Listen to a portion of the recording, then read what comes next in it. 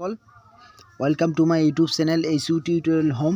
আজি এইটো ভিডিঅ'ত আমি শিকিম যে এই ত্ৰিকোণমিতি অনুপাতবিলাক কেনেকৈ আমি একদম অতি সহজে মানে 5 ছেকেণ্ডৰ ভিতৰত লগে লগে কেনেকৈ মনত ৰাখিব পাৰিম এইখিনি আজি এই ভিডিঅ'ত আমি শিকিম।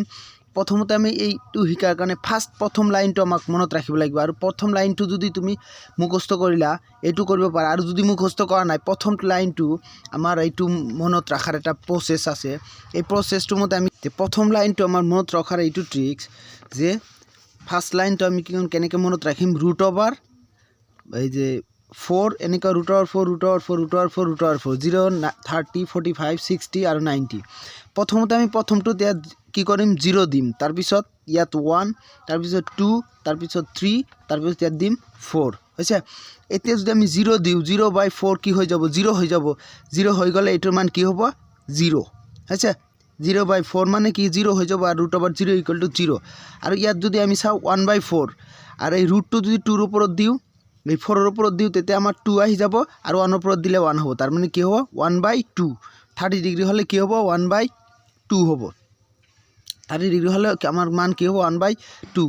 তাৰপিছত যদি আমি 45 ডিগ্ৰীত যাও এই ৰুটটো যদি 4 ৰ ওপৰত দিয়া হয় ইয়াত কি আমাৰ 2 আহিব আৰু 2 ৰ ওপৰত দিলে কি হ'ব আমাৰ √2। এটাকে ৰুট ওপৰত ৰুটটো তলত ৰুট এইটো যদি আমি ওপৰত ৰুটটো আৰু তলত ৰুটে কাটাকাটি কৰো কি হ'ব আমাৰ 1/√2 আহি যাব। आंसर কি আহি যাব 1/√2। আৰু ইয়াৰ পিছত যদি এইটো যদি আমি কৰো ৰুটটো যদি 4 ৰ ওপৰত দিও আমাৰ তলত 2 হ'ব আৰু ওপৰত √3 ৰ ওপৰত দিলে 3 ৰ ওপৰত দিলে √3 হৈ যাব। আৰু তাৰ পিছত ইয়াত আমাৰ লাষ্টটো 4 4 কেনসেল আমাৰ आंसर কি আহি যাব 1 আহি যাব। গতিকে এইটো ট্ৰিক ইউজ কৰি আমি প্ৰথম লাইনটো আমি কি কৰিব পাৰি মনত ৰাখিব পাৰি নাইবা আমি প্ৰথম লাইনটো যদি মুখস্থ কৰি লও বাকি গোটেইখিনি আমি পাৰিম। খালি ফাৰ্স্ট লাইনটো যদি মনত হৈছে বাকি বিলাক আমি 1 সেকেন্ডতে পাৰিম। গতিকে এইটো ট্ৰিক আমি মনত ৰাখিব পাৰিম যে 0/√4 1/√4 মানে ৰুট ওপৰত ৰুট থাকিব 3/4 আর 4/4 এনেকে আমি কি হবো first 0 degree 0 sin 0 degree 0 30 degree 1/2 45 degree আমার কি হবো 1/√2 60 ডিগ্রি √3/2 আর 90 ডিগ্রি কি হবো 1 হইছে। এটা ফার্স্ট লাইন যদি আমার মুখস্থ হইছে এটো 0 0 1/2 1/√2 √3/2 আর 1। এটা আমি নেক্সট কি করিম কসর ক্ষেত্রত আমি কি করিম একদম উল্টা ভালো পড়া এই যে 90 পৰা এই 90 ভ্যালুৰ পৰা আমি আৰম্ভ কৰিম কি হ'ব যে কসৰ ক্ষেত্ৰত উল্টা ফালৰ পায় ইয়াৰ উল্টা ফালৰ পৰা আৰম্ভ কৰিম যে cos 0 ডিগ্ৰী হ'ব 1 তাৰ পিছত হ'ব 3/2 তাৰ পিছত হ'ব 41/√2 তাৰ পিছত এইটো হ'ব 1/2 তাৰ পিছত 0 হ'ব। ইয়াৰ 90 পৰা আৰম্ভ ইয়াৰ 0 পৰা আৰম্ভ হৈছে হৈছে। এটা এইটো যদি মনত ৰাখিছো আমি এইটো পাৰিলো। এতিয়া আমি কি কৰিম 10 ৰ ক্ষেত্ৰত আমি কি কৰিম এই 0/1 হ'ব ঠিক আছে। ভাগ কৰিব লাগে কি কৰিব লাগিব sin আৰু cosৰ আমাক কি কৰিব লাগিব ডিভাইড কৰিব লাগিব। ডিভাইড কৰিলে কি হ'ব যে 0/1 হলে আমাৰ কি হ'ব 0 হৈ যাব মানে tan 0 ডিগ্ৰী 0। আকৌ 1/2 আৰু √3/2 যদি আমি কৰো যে 1/2 আৰু √3/2 এইটো যদি ডিভাইড কৰি দিও ডিভাইড কৰিলে আমাৰ ওপৰত 2 যাব তলত 3 আহি যাব পূৰণ কৰিলে এইটো ক্যান্সেল আমাৰ आंसर কি আহি যাব 1/√3। গতিকে আমাৰ 1/2 আৰু √3/2 যদি আমি ডিভাইড কৰি দিও আমাৰ आंसर কি আহিব 1/√3। आंसर আমাৰ কি আহি যাব 1/√3। তাৰ মানে এইটো ডিভাইড কৰিলে কি হ'ব 1/√3 আৰু এইটো যদি আমি ডিভাইড কৰি দিও 1/√2 আৰু 1/√2 কি হ'ব 1 হৈ যাব ওপৰ ওপৰ ক্যান্সেল হৈ যাব কি হৈ যাব আমাৰ 1। আৰু এইটো যদি আমি ক্যান্সেল কৰি দিও ডিভাইড আছে পূৰণ কৰিলে 2 ওপৰত যাব এই 2 ক্যান্সেল হৈ যাব आंसर কি থাকিব আমাৰ √3। আৰু এটা 1 ৰ পৰা 1 এৰে যদি আমি 0 ডিভাইড কৰো তেনেকুৱা যে 1/0 1/0 কৰিলে মনত ৰাখিব লাগিব এইটো ইনফিনিটি হ'ব যাক আমি অসমীয়াত কি বুলি কওঁ সংখ্যাবদ্ধ নহয়। গতিকে 1/0 = সংখ্যাবদ্ধ নহয় হৈছে। এতিয়া ফার্স্ট লাইনটো আমাৰ মনত ৰাখিলে তাৰ পিছৰটো কৰিব পাৰি 3 নম্বৰটো কৰিব পাৰি মানে 10 চিটাৰ লাইনটো এড কৰিব পাৰি।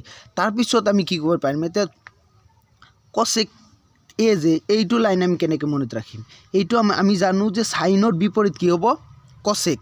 গতিকে সাইনৰ যিখিনি আছে গোটেইখিনি ধুনিয়াকৈ আমি উল্টাই দিম হৈছে। এতিয়া এই 0 ৰ তলত একো নাই মানে 1 আছে এতিয়া 1 টো যদি ওপৰত তুলি দিও কি হ'ব ইয়াত 0 ৰ তলত একো নাই মানে আমাৰ কি আছে 1 আছে। এতিয়া 0/1 এটো যদি আমি উল্টাই দিও কি হ'ব 1/0 আৰু 1/0 হল লগে লগে আমি জানো কি ইনফিনিটি।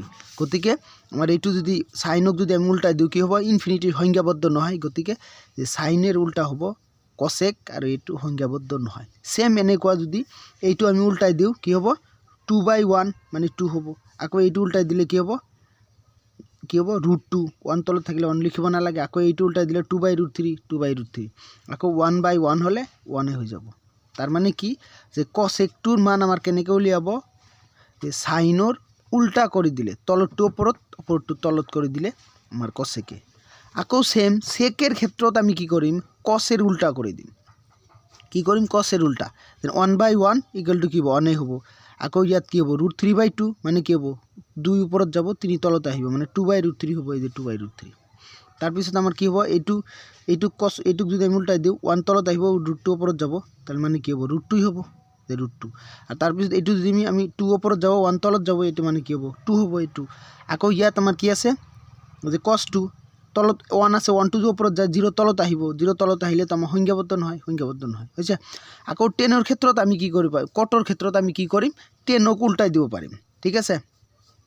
10 ক আমি কি কৰিব পাৰি উল্টাই দিলে কি হ'ব কটৰ মান আহি যাব ঠিক আছে যেতে 0/1 আছে 1/0 যদি কৰো সংজ্ঞাবদ্ধ নহয় এই 3 2 ওপৰত যাব √3 2 1 তলত আহিব কি হ'ব 3 হ'ব 1/1 কৰিলে 1 হ'ব 1/√3 হ'ব আৰু এটা সংজ্ঞাবদ্ধ নহয় মানে আমাৰ কি আছে সংজ্ঞাবদ্ধ নহয় মানে কি 1/0 এটো যদি উল্টাই দিও আমাৰ কি হ'ব 0/1 আৰু 0/1 মানে কি সমান 0 গতি আমাৰ এটো आंसर কি আহি যাব 0 আহি যাব গতিকে এইটো ভিডিওত আমি এইখিনি শিকিলো যে ফার্স্ট আমাৰ কথা কি হল যে প্ৰথমত ফাৰ্স্ট লাইনটো আমি যদি মনত ৰাখিছো আৰু এই গোটেইখিনি আমি একদম 1 মিনিটে কৰিব পাৰিম গতিকে ফাৰ্স্ট লাইনটো মনত ৰাখিলে সেকেন্ড cosৰ মান আমি কি কৰিম উল্টাই দিম উল্টা ফালৰ পৰা লিখিম 10 টো আমি কি কৰিম sin আৰু cos ডিভাইড কৰি দি পাম আৰু cosecৰ লাইনটো আমি কেনেকৈ পাম যে sinৰ উল্টাই দিম sec লাইনটো কেনেকৈ পাম cosৰ উল্টাই দিম আৰু cot লাইনটো কেনেকৈ পাম আমি 10ৰ উল্টাই দিম গতিকে এনেকৈ আমি এইটো মনত ৰাখিব পাৰি একদম সহজতে মুখস্থ কৰাৰ কোনো দৰকাৰ নাই আৰু ফাৰ্স্ট লাইনটো মই যেনেকৈ শিকাই দিছো তেনেকৈ কৰিবা গতিকে থ্যাংক ইউ আজিৰ ভিডিওত ভাল লাগিলে ভিডিওটো লাইক কৰিবা কমেন্ট কৰিবা আৰু শেয়াৰ কৰিবা ধন্যবাদ।